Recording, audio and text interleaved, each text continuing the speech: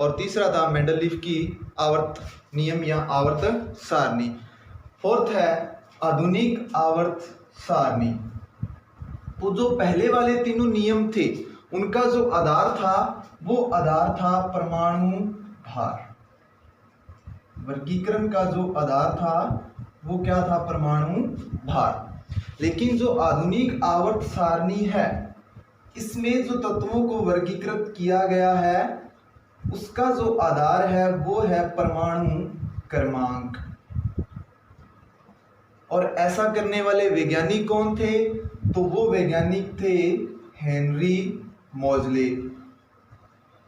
Henry मोजले नामक वैज्ञानिक ने तत्वों को परमाणु क्रमांक के आधार पर वर्गीकृत किया और परमाणु क्रमांक के बढ़ते हुए क्रम में व्यवस्थित करते हुए एक नियम दिया जिसे आधुनिक आवर्त नियम कहते हैं। आधुनिक आवर्त नियम के अनुसार तत्वों के भौतिक व रासायनिक गुणधर्म उनके परमाणु क्रमांक के आवर्ती फलन होते हैं। और इस नियम के आधार पर हेनरी मोजले ने अपनी आवर्त सारणी दी। यह आवर्त सारणी मेंडलीफ की आवर्त सारणी का दृढ़ स्वरूप था। इस आवर्त सारणी में जो ऊर्ध्वाधर स्तंभ हैं इनको कहते हैं वर्ग। ऊर्ध्वाधर जो ग्रुप्स या वर्ग स्तंभ हैं इनको क्या कहते हैं? वर्ग। इसके अलावा जो क्षैतिज पंक्तियां हैं इनको क्या कहते हैं? आवर्त। वर्गों की संख्या आधुनिक आवर्त सारणी में कितनी है? 18। और आवर्त की संख्या आधुनिक आवर्त सारणी में कितनी है? 7। इसके अलावा आधुनिक आवर्त सारणी को 4 ब्लॉक के अंदर डिवाइड किया जाता है। वो ब्लॉक कौन कौन से हैं? S block, P block, D block व एफ ब्लॉक। हमें ध्यान रखना है कि वर्ग 1 और 2 के एलिमेंट्स को एस ब्लॉक के एलिमेंट कहते हैं। वर्ग 3 से लेकर 12 तक के एलिमेंट्स को डी ब्लॉक के एलिमेंट्स कहते हैं। वर्ग 3 से लेकर 12 तक के एलिमेंट्स को डी ब्लॉक के एलिमेंट्स कहते हैं। इसके अलावा वर्ग 13 से लेकर 18 तक के एलिमेंट्स को पी ब्लॉक के एलिमेंट कहा जाता है। और जो एफ ब्लॉक के एलिमेंट हैं उनको आवर्त सारणी के पेंदे में नीचे अलग से रखा गया है 2 आवर्त के अंदर, और जिनकी संख्या कितनी है? टोटल 28। इनको क्या कहा जाता है? एफ ब्लॉक के एलिमेंट कहा जाता है। नेक्स्ट हमें ध्यान रखना है कि आवर्त 1 के अंदर, ये पहला आवर्त है, इसके आवर्त संख्या 1 को, क्योंकि इसमें सिर्फ तत्व कितने हैं? 2 तत्व, इसे क्या कहेंगे? अति लघु आवर्त। आवर्त संख्या 2 और 3 में टोटल 8 एलिमेंट हैं। आवर्त संख्या 2 व 3 में, आवर्त संख्या 2 और 3 में टोटल एलिमेंट कितने हैं? 2 इधर हैं और 6 इधर हैं। 8 एलिमेंट हैं, तो इन्हें क्या कहेंगे? आवर्त संख्या 2 और 3 को लघु आवर्त। आवर्त संख्या 4 और 5 में साथ में डी ब्लॉक के एलिमेंट भी ऐड हो गए, तो कितने एलिमेंट हैं इनमें? 18 एलिमेंट हैं, तो इन्हें क्या कहेंगे? दीर्घ आवर्त। इसके बाद आवर्त संख्या 6 और 7 में 32 एलिमेंट हैं, क्योंकि देखो प्यारे बच्चों यहां छठे आवर्त में आपको 18 एलिमेंट ही दिखाई दे रहे हैं, लेकिन लेंथिनम 57 के बाद 58 वाला एलिमेंट कहां चला जाता है? एफ ब्लॉक में। क्यों चला जाता है? हायर क्लासेज में स्टडी करेंगे। 58 वाला कहां चला गया? एफ ब्लॉक के एलिमेंट में। और कहां तक? 71 तक। उसके बाद वाला एलिमेंट कहां है? 72, सॉरी हाफनियम 72 से। तो ये 14 एलिमेंट को यही काउंट किया जाएगा, ना कि अलग से। तो छठे, ठीक इसी प्रकार एक्टिनोइड के एलिमेंट भी यहीं से काउंट होंगे। तो छठे और 7वें आवर्त में कुल कितने तत्व हैं? 32। तो इसे क्या कहेंगे? अति दीर्घ आवर्त। सिंपल सी बात है, कोई इसमें बड़ा फंडा नहीं है।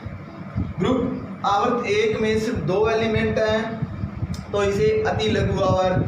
दूसरे और तीसरे में 8 एलिमेंट हैं, तो इसे लघु आवर्त। तीसरे, चौथे और पांचवें में 18 एलिमेंट हैं, तो इसे दीर्घ आवर्त। छठे और सातवें में 32 एलिमेंट हैं, तो इसे क्या कहेंगे? अति दीर्घ आवर्त। नेक्स्ट हमको ध्यान रखना है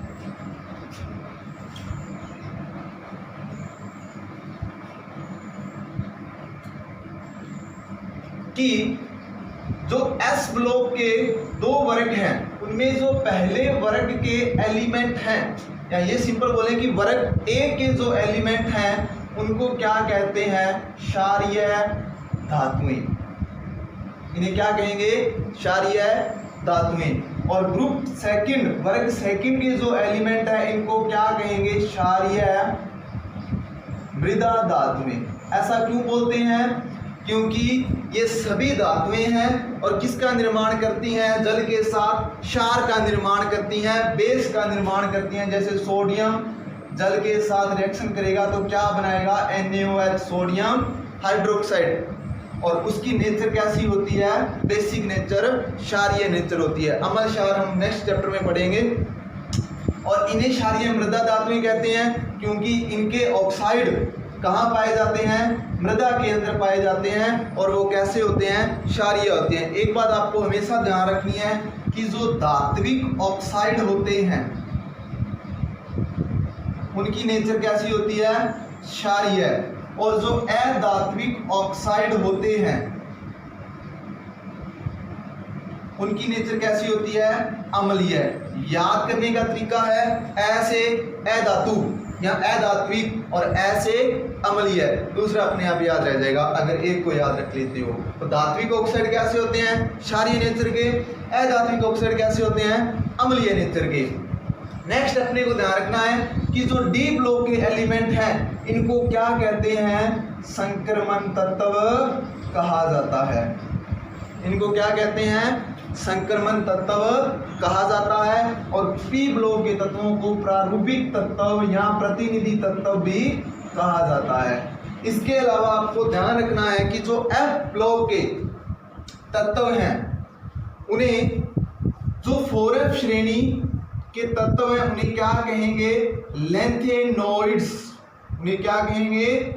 लेंथेनॉइड्स। क्योंकि ये किसके बाद आते हैं? लेंथेनम के बाद आते हैं। और 5F सीरीज के जो एलिमेंट हैं उन्हें क्या कहेंगे? एक्टेनॉइड्स। उन्हें क्या कहेंगे? एक्टेनॉइड्स। क्योंकि ये किसके बाद आते हैं? एक्टेनॉइड के बाद आते हैं। ये किसके बाद आते हैं? लेंथेनम के बाद आते हैं। तो इन्हें क्या कहेंगे? लेंथेनॉइड्स। नेक्स्ट आधुनिक आवर्त सारणी में हमें ध्यान रखना है कि जो बाईं तरफ के तत्व हैं वो कौन से हैं? धात्विक तत्व, दैनिक धात्विक तत्व। और दाईं तरफ के जो तत्व हैं वो कैसे हैं? अधात्विक या अधातुएं। और अधातुओं का गुण क्या होता है? इलेक्ट्रॉनों को एक्सेप्ट करना, ग्रहण करना। तो उन पर कौन सा चार्ज आता है? ऋणावेश। इसलिए लिखा गया है कि दाईं तरफ ऋण विद्युतीय धात्विक तत्व और बाईं तरफ धन विद्युतीय धात्विक तत्व उपस्थित होते हैं। धन विद्युतीय क्यों लिखा गया? क्योंकि धातुओं का मुख्य गुण क्या होता है? इलेक्ट्रॉनों को त्यागना। और अगर कोई भी एटम इलेक्ट्रॉनों को त्यागता है तो उस पर कौन सा चार्ज आता है? पॉजिटिव चार्ज आता है। तो धातुओं को कहाँ रखा गया? आवर्त सारणी में बाईं तरफ। अधातुओं को कहाँ रखा गया है? दाईं तरफ। किसके बाईं और दाईं?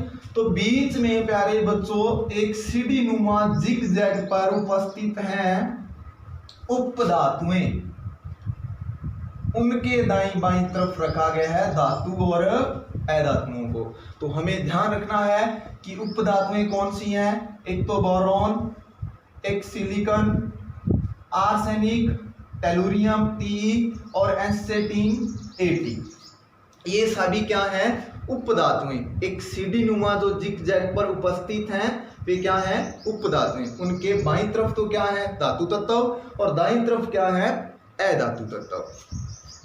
नेक्स्ट लास्ट है कि आधुनिक आवर्त सारणी में से जो प्रश्न बनते हैं बोर्ड एग्जाम में वो किस प्रकार से बनते हैं। तो पहला प्रश्न सुनिए आधुनिक आवर्त सारणी का, कि आधुनिक आवर्त नियम किसने दिया और आधुनिक आवर्त नियम क्या है। लिखिए, तो हमें इसमें क्या लिखना होगा, आधुनिक आवर्त नियम कि तत्वों के भौतिक और रासायनिक गुणधर्म उनके परमाणु क्रमांक के क्या होते हैं, आवर्ती फलन होते हैं।